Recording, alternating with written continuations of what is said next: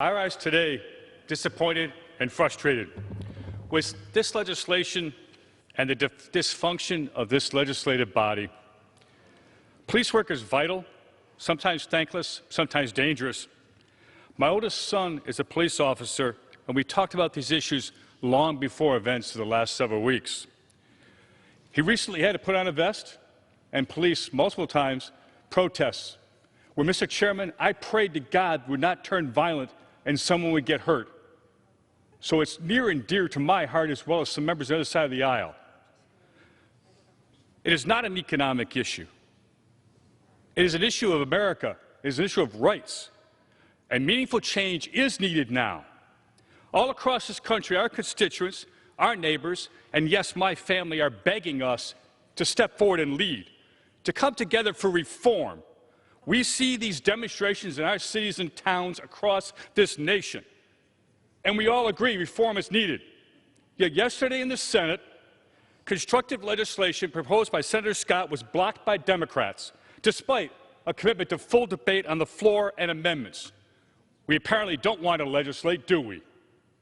I've actively reached out for substantive discussion on this bill with a sponsor to offer input and support, to no avail. I spoke with Ms. Bass today, and she hopes maybe we'll set up a work group, but not until we vote on this Democrat-developed bill without the ability to even consider a single amendment. Heaven forbid we legislate. Senator Scott was correct in his speech yesterday.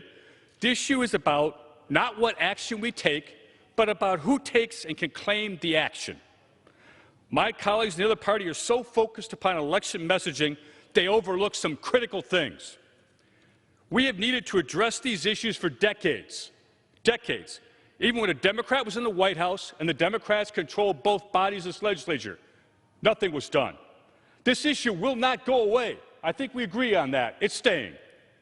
Lacking action, this issue will become more heated and divisive in our communities across this nation.